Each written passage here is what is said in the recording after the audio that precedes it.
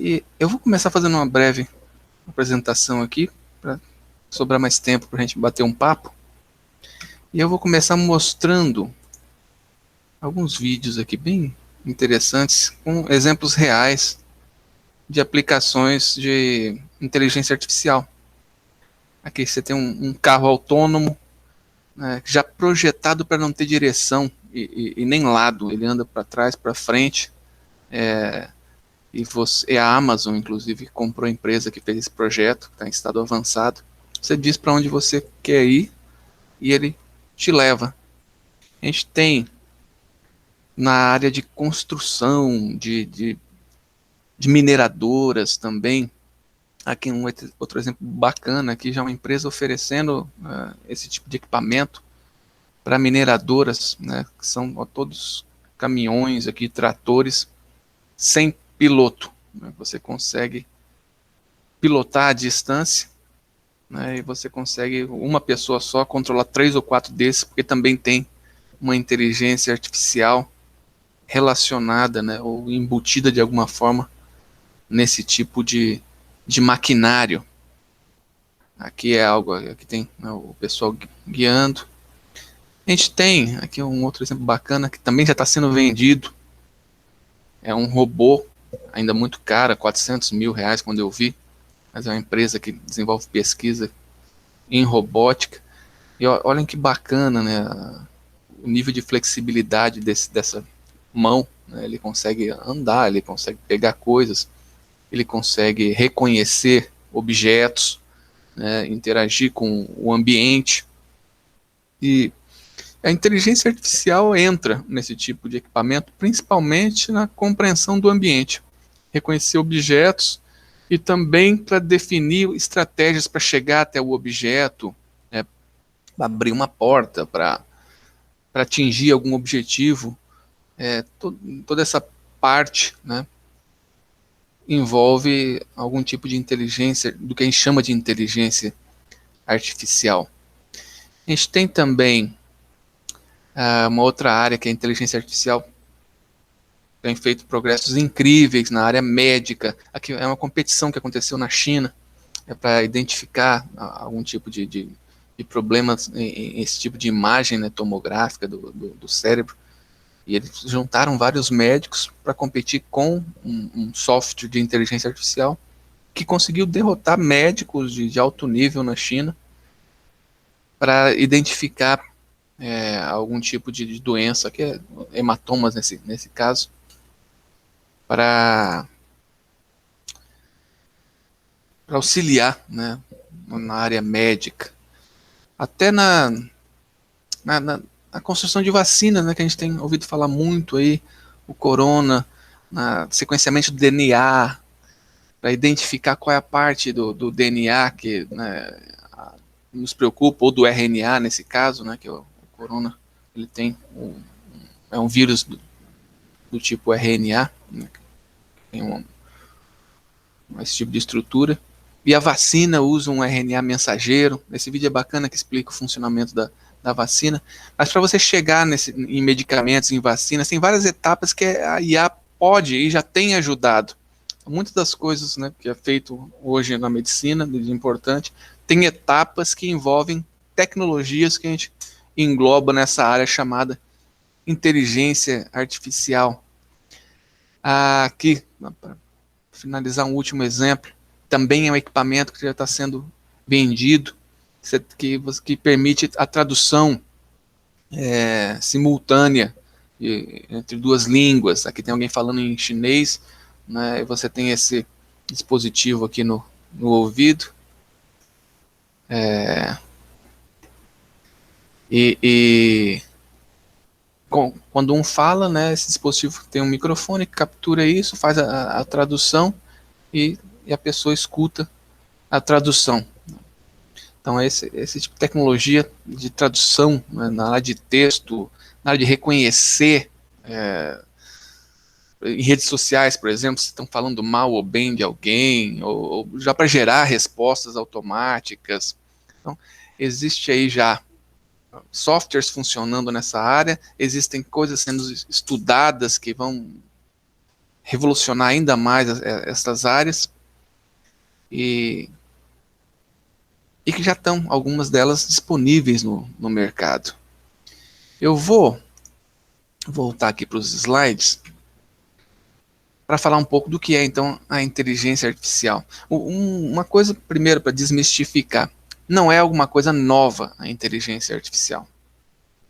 Essas tecnologias, né, que a gente está construindo agora vêm de pesquisas, né, e de estudos que remontam lá de Aristóteles e os gregos, quando eles começaram a tentar entender como funciona a inferência lógica, né, como é que você faz uma dedução correta ou não. Aí depois você tem George Boole com a lógica matemática. Eu estou dando aqui alguns exemplos, né, de alguns cientistas e filósofos importantes para a área da inteligência artificial, mas existem outros, tá? Então aqui já outros tão importantes quanto. Eu escolhi arbitrariamente alguns que eu admiro bastante, que, né, pegou a lógica e deixou ela mais próxima da matemática. Em 1943, né, é criado o que a gente chama de neurônio artificial, que na verdade é uma fórmula matemática, né, que você pode utilizar para simular uma coisa de forma muito simplificada, alguns tipos de aprendizagem ali. Mas aprendizagem muito simplificada, de coisas muito simples ainda. Em 52, usando técnicas de aprendizagem automática, né, o Samuel criou um jogo de damas que aprendia, o jogo jogava contra si mesmo, ia melhorando o desempenho, até que chegou um momento onde o próprio criador do jogo de damas era incapaz de ganhar do jogo de damas. Em 56, esse termo, inteligência artificial, é criado. Mas reparem aqui que o termo é criado, mas as coisas que envolvem a inteligência artificial, muitos dos fundamentos, já estavam sendo desenvolvidos aí há muito tempo. Tá? McCarthy propôs esse termo, que pegou, né, entrou na moda aí. Em 86, um avanço muito importante, que até hoje é usado, é um algoritmo, ou você pode pensar em um conjunto de fórmulas, né, matemáticas, de equações, que permitem você pegar aquele neurônio artificial e criar uma rede com eles, com vários neurônios, e essa rede conseguir também aprender coisas mais complexas do que aquele neurônio sozinho conseguiria. Então é o algoritmo que chama de backpropagation, ou de retropropagação em português, é um algoritmo muito importante. Em 97, para quem já tinha nascido, acho que poucos de vocês, acontece, né, algo que foi muito divulgado, que é uma máquina, um software que ganha do campeão mundial de xadrez, o Kasparov. A máquina chama Deep Blue. Então foi algo muito interessante, que chamou muita atenção na época.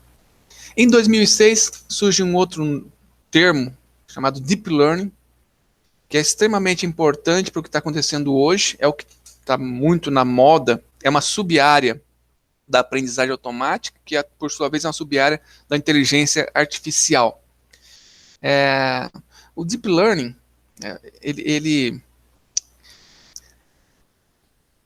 eu vou mostrar aqui, ele na verdade não é também uma invenção isolada, não é um algoritmo isolado, é uma evolução do que já vinha sendo construído, mas que permitiu aproveitar duas coisas importantes. Um aumento do poder de processamento, máquinas que conseguem processar muito mais dados e muito mais rapidamente. Dá para destacar aí a empresa NVIDIA, que foi muito importante, né, na evolução da inteligência artificial, porque foram, na verdade, com o foco em jogos, eles desenvolveram uma coisa que chama GPU, que permite processar várias coisas ao mesmo tempo. E essas GPUs começaram a ser usadas em inteligência artificial com muito sucesso para acelerar algumas coisas. Outro ponto importante para que o Deep Learning e a inteligência artificial, de maneira geral, tivesse o sucesso que está tendo agora, é a grande disponibilidade de dados multimídia na internet, nas redes sociais. A gente começou a ter sensores muito baratos, né, relativamente baratos. Qualquer celular hoje em dia tem uma câmera, tem um microfone, e alguns têm outros tipos de sensores mais sofisticados, que permite gerar informação numa quantidade que a gente nunca tinha visto antes na história, né, gerar informação disponível, né, mundialmente através da rede internet. E o Deep Learning, que é, como eu disse, né, uma parte, né, do Machine Learning, que seria aprendizagem automática, o Deep Learning a gente pode traduzir como aprendizado profundo, né, que é uma parte da inteligência artificial, permitiu, né, essas técnicas que a gente chama de Deep Learning, que são pequenos avanços que foram feitos, permitiram, né, aproveitar esse grande processamento com grandes bases de informação para treinar redes neurais cada vez maiores, com milhões de neurônios. Que lá no começo, há 30, 40 anos atrás, a gente até já tinha conceitualmente essas redes. Né, o Milhart, ele já tinha criado o backpropagation. O mesmo algoritmo de retropropagação, ele é usado hoje. Só que foram feitos pequenos avanços teóricos que permitiram que esse algoritmo funcionasse em redes bem mais complexas e bem mais, a gente chama de profundas, porque as redes mais usadas, elas têm camadas, elas funcionam em camadas que imitam de alguma maneira algumas das partes do cérebro, algum tipo de processamento, principalmente em visão, na parte da visão do cérebro humano. A gente conseguiu identificar que tem alguns neurônios que são especializados em alguma coisa e que fazem um primeiro processamento, depois passa isso para uma outra camada, que faz mais outro tipo de processamento, que passa para uma terceira. Então, o Deep Learning, esse profundo, é que a gente conseguiu agora ter uma rede com várias camadas e conseguir treinar essas redes para aprender coisas que a gente não conseguia aprender há 20 anos atrás, há 30 anos atrás, que são essas coisas que eu mostrei lá no começo, que envolve uma quantidade de informação muito grande. Então isso é o Deep Learning. E aqui tem que ressaltar, a IA tem várias outras coisas que não são apenas aprendizado. Tá? Tem representação de conhecimento, tem tem definição de planejamento automático, tem várias coisas que fogem disso, mas o Deep Learning, né, é o que está fazendo sucesso hoje, mas que infelizmente, e aí vem essa questão de desmistificar, porque tem gente, né, que há 5 anos atrás falou que em 10 anos a inteligência artificial iria suplantar, né, iria passar em poder a inteligência humana. Tem gente que acredita que isso aconteceria num prazo muito curto. E mais do que isso, né, tem até um livro de alguém, não lembro o nome agora, falou da singularidade, que seria o momento onde a inteligência artificial ia superar a inteligência somada de todos os seres humanos, e a gente deveria começar a ficar muito preocupado com isso, né, porque essa IA não ia, por ter uma inteligência tão grande, né, ela teria uma relação com o ser humano similar à relação que o ser humano tem com uma formiga, por exemplo. Que não, né, a gente sabe, a gente não se preocupa muito, né, em matar uma formiga ou em entender como é que funciona a sociedade das formigas, e muito menos em se comunicar com as formigas. Então existia e existe, né, ainda um grupo de pessoas que tem essa preocupação. Acontece que, e aqui eu vou dar um exemplo, né, de como é que funciona uma aprendizagem automática. É mais ou menos isso aqui. Ó. Vamos supor que você tem um problema novo, que é separar, distinguir um pangolim de um tatu. O que a gente faz? A gente coleta imagens de pangolins, a gente vai oferecer essas imagens, de alguma forma, vai entrar com essas imagens no equipamento, no computador, né, imagem de pangolim, e vai pegar algumas imagens de tatu e também mostrar no computador. Vocês podem até tentar aprender, olhem para essas imagens aqui, que agora eu vou pegar uma imagem nova, que não está nesse conjunto. E aí você quer saber dessa imagem nova, se é um pangolim, é um tatu. Um ser humano, na verdade, com 2 imagens e uma explicação, ele consegue aprender isso. As técnicas de IA que estão fazendo sucesso hoje, de Deep Learning, não conseguem. Mas se você der imagens suficientes, umas 1000 imagens de cada um, ele vai aprender, na grande maioria dos problemas envolvendo imagens, né, de aprender a classificar. Se você tem imagens suficientes, você consegue treinar uma máquina com aprendizagem automática sem precisar explicar para ela o que é um pangolim, o que é o tatu. Só mostra as imagens de pangolim, de tatu, fala quem é quem, e em algum momento ela vai aprender e vai conseguir classificar. Agora tem os problemas. Vamos supor que você conseguiu treinar, e é muito fácil treinar, acho que com umas 200 imagens de porco e 200 imagens de avião, você consegue treinar uma rede neural artificial, com alguma técnica de deep learning, para reconhecer. Você vai dar lá, vai mostrar a imagem de porco, depois que essa rede aprendeu, e ele vai saber que é um porco e vai saber que é um avião.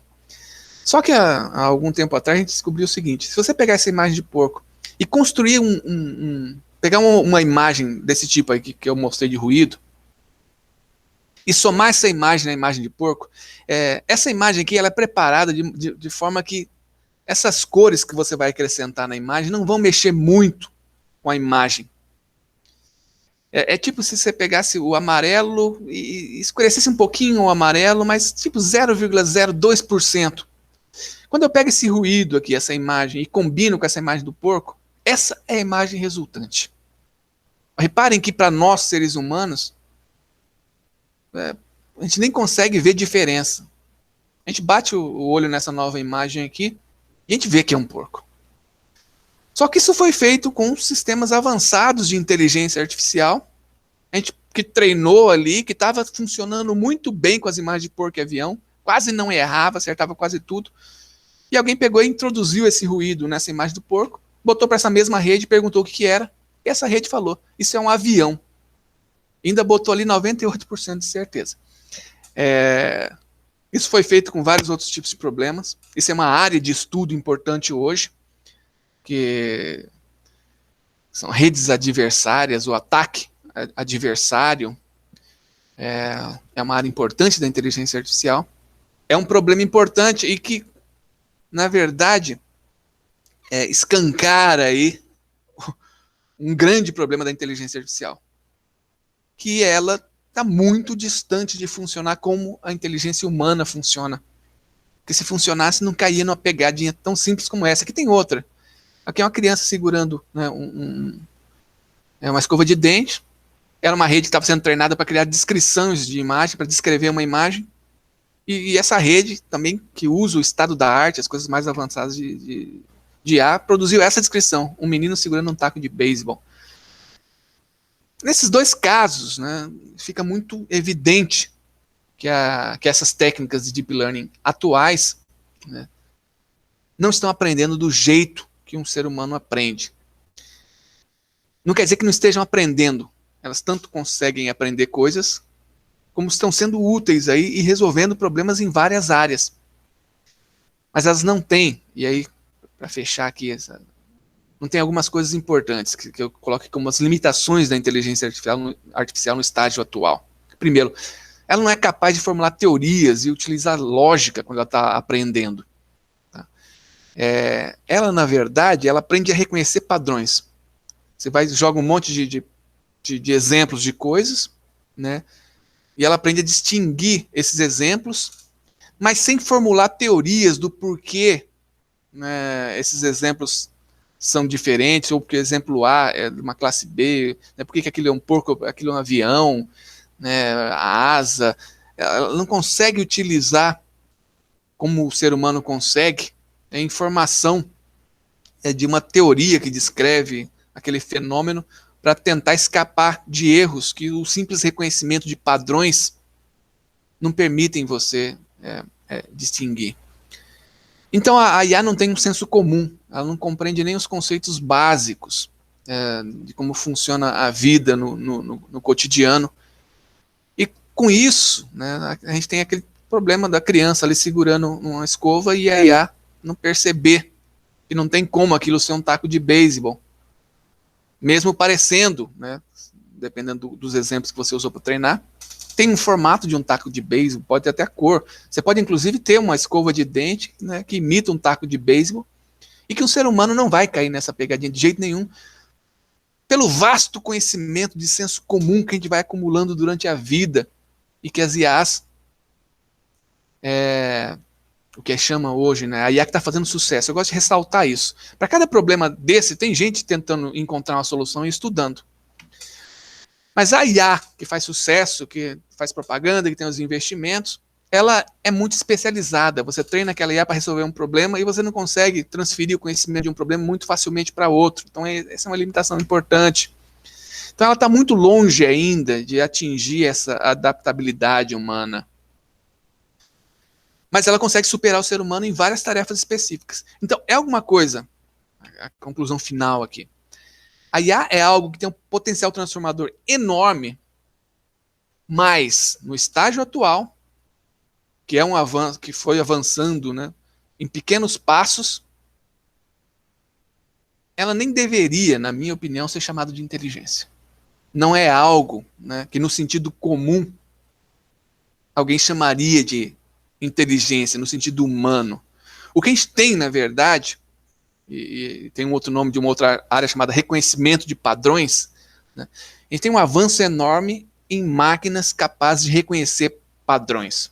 Isso é muito importante, isso vai gerar vários tipos de equipamentos que vão ter um impacto, e já começaram a ter impacto na vida muito grande, mas no estágio atual da IA, o que a gente tem de teoria, de avanço teórico, não tem realmente nada que nos faça temer que no curto e médio prazo, essa inteligência artificial que a gente está usando aí para construir os carros autônomos vai de repente acordar e querer atacar o ser humano e vai compreender como é que funciona. A gente não tem nada do ponto de vista teórico e muito menos técnico que nos permita ter medo disso. Essa é a minha opinião. Para a gente começar a temer a inteligência artificial, ainda vão ter que acontecer algumas descobertas que a gente nem faz ideia de quais serão. A gente vai ter que fazer avanços teóricos disruptivos, coisa realmente muito diferente do que a gente tem. Alguém vai ter que descobrir alguma coisa muito. Essa é uma visão minha, tá? Tem gente que acha que não, tem gente que acha que a gente continuar só continuando nesse rumo que a gente está, uma hora vai suplantar o ser humano. Eu tenho estudado há muito tempo isso e de tudo que eu conheço, não vejo motivo para a gente ficar com medo, né, de ser superado em inteligência pelas máquinas no curto espaço de tempo. A menos que alguma mente, né, brilhante, né, consiga fazer um avanço na área fenomenal, inesperado, e que de repente esse avanço vai permitir com que as máquinas realmente comecem a se aproximar da inteligência humana. É isso, pessoal. Estou deixando aqui o meu site. Lá vocês vão encontrar links para o meu canal no YouTube com vários vídeos sobre inteligência artificial, entrando em mais detalhes de como é que funciona. Mas eu gostaria agora de abrir um pouco a palavra, né, para vocês aí, qualquer tipo de dúvida que vocês tenham sobre a área, fiquem à vontade.